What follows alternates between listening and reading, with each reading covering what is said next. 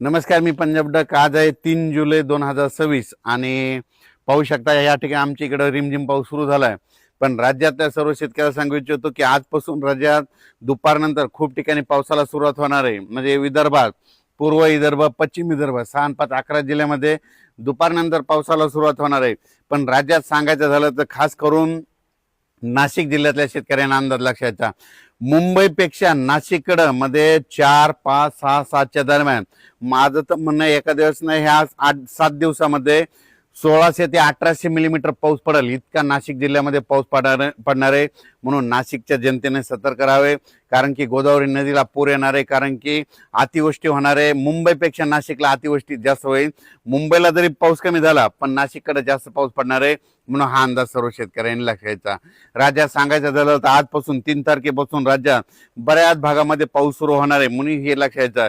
त्याच्यानंतर कोल्हापूर पासून ते इकडं पालघर पर्यंत कोकणपट्टीकडे आज पाऊस सक्रिय होईल आणि त्याच्यामुळे काय होईल, राज्यामध्ये सक्रिय पाऊस सुरू झाल्याच्या नंतर सरी सुरू होणार आहेत. म्हणून हे अंदाज लक्षायचा. खास करून जास्त पाऊस कुठं होणार आहे तर राज्यातल्या सर्व शेतकऱ्याला सांगू इच्छितो की नाशिक जिल्हा, मुंबई जिल्हा, मुंबईमधले संपूर्ण जिल्हे, त्याच्यानंतर सांगायचं झालं तर मग अतिमुसळधार पाऊस कुठं पडणार आहे, मुंबईकडे पडणार आहे. मुंबईपेक्षा जास्त नाशिक जिल्ह्यात पाऊस पडणार आहे. म्हणजे नाशिक जिल्ह्यात जवळपास सरासरीपेक्षा जास्त पाऊस पडणार आहे. नाशिकचे जितके छोटे छोटे तलाव आहे, पादर तलाव, तिकडे संपूर्ण भरून जातील.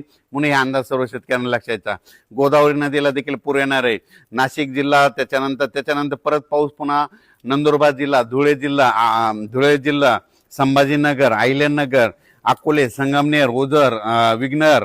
तसंच हे असा पाऊस काय होणार आहे इकडे जळगाव जिल्हा, बुलढाणा जिल्हा, अकोला जिल्हा, अमरावती जिल्हा, त्याच्यानंतर वर्धा, नागपूर, भंडारा, चंद्रपूर, यवतमाळ, इकडे नांदेडच्या पट्ट्यामध्ये, यवतमाळच्या पट्ट्यामध्ये ह्या 4 दिवसामध्ये म्हणजे 4 ते 8च्या दरम्यान अतिमुसळधार पाऊस पडणार आहे. कुठं मुसळधार पडणार आहे, काही ठिकाणी रिमझिम पडणार आहे.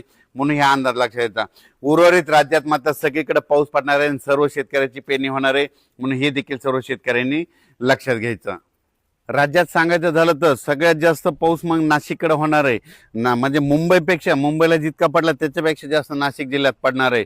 जवळजवळ 1800 ते 2000 मिलीमीटर पर्यंत ह्या 8 दिवसामध्ये तिथं पाऊस नोंदवला जाऊ शकतो. त्याच्यामुळे नदीला पूर देखील येणार आहे. म्हणून हा अंदाज लक्षात यायचा.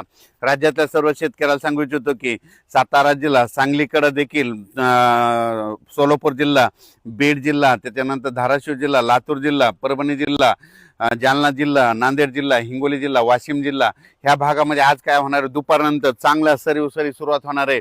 ज्या शेतकऱ्यांची पेरणी नाही झाली